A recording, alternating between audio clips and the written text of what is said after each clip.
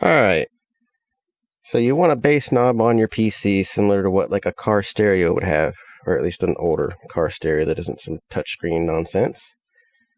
So first off, MIDI controller. You can either buy one. Unfortunately, new ones that have some sort of potentiometer slider look like they start at 40 and have a whole bunch of other nonsense. Yeah, I better find one to use. This thing looks like it would work. Less ridiculous with all the extra buttons for music stuff. Or you can do what I did and follow this guy's video. The link to this will be in the description. You need a Teensy 2.0, 12 to 15 bucks depending where you get it. A couple potentiometers, $1 a piece, $5 for some really fancy one. I would say go with 4, one for your master volume, one for low, one for mid, one for high on EQ. And I just got a box similar to this, drilled some holes into it. I got the box for free. And then you want to download something called Voicemeeter, free piece of software. After you have your MIDI controller built, you'll select your device, the thing you want to hear music from. You want to set that here. You also go into sound settings, sound control panel, playback device. Look for this symbol, VB, virtual in one. Actually, I renamed that. It'll be called something else. But select that as your playback device. One of those playback devices is this. The other one is this. And after you set that up, play something to make sure that it's actually set up right. We can see it's set up right. And you go into this, MIDI mapping. You go up here. I already have selected Teensy MIDI, but you select that, Teensy MIDI. And then you want to find EQ. It's numbered pretty simply. Strip 1, 2, 3, 4, 5. This is considered the main. This one's called aux, so the main one, number 4. Here we go. EQ high, strip 4, mid, strip 4, bass, strip 4. You find the knob on your MIDI controller that you want to be bass. Go over here, select learn, move that knob. There it is. Sometimes you see that little coder thing pop up. Make sure that's not on there if you're following that video and going with potentiometers, otherwise it'll act funny.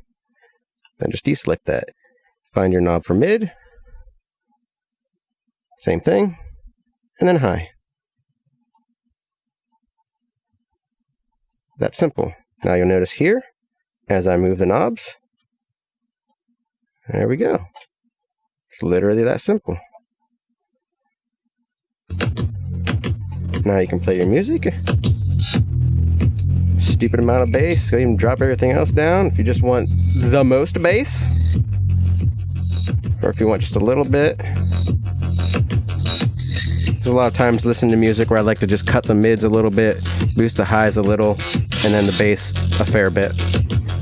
And it's literally that simple.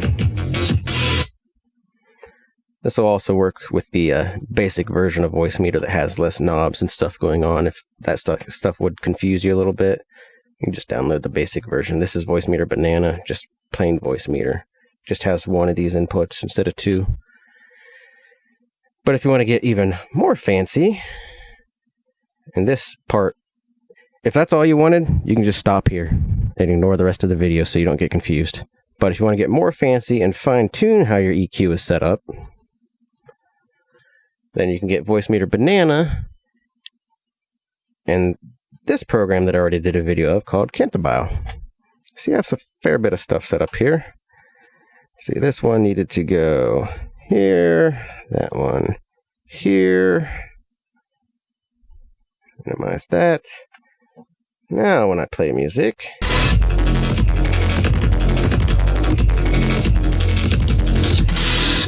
you'll notice there's something going on here and there's less channels here. So everything's still coming out there though. Now I need to go back in here, remap, Get rid of those. See, number 3.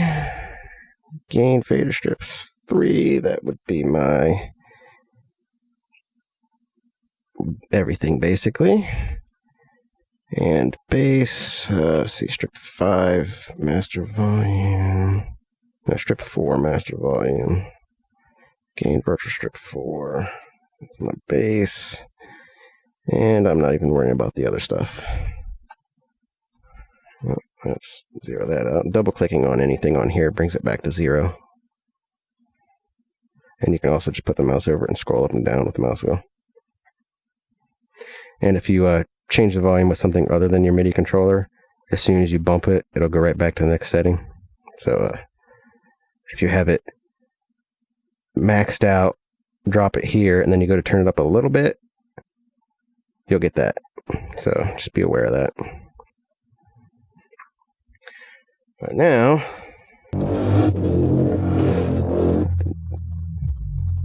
there we go. I dropped the mids all the way down, and you notice how it jumped way down because that's where the position of the knob was. Now this one is my bass, and this is treble. And when I change the master volume, they go up and down together.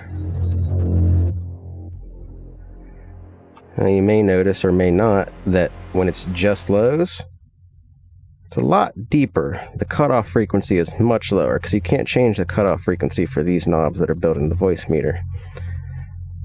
That's where this comes in. Just using ReQ, which is a standalone plugin that you can get for free. Not standalone. You need Cantabile to run it, or software like it. It's the only software I've found that seems to be decent.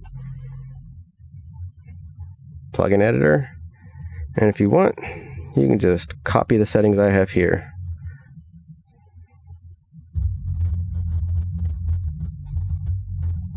And all 4 of these are exactly the same to get a sharper cutoff. And I am running these 2 separate speakers, but you could also just do that. Uh-oh. Why'd it cut off? Oh, right, that's right. Because now the bass and everything are going through here. So, yeah. There's a lot of room to play with it as long as you understand where you're routing your audio.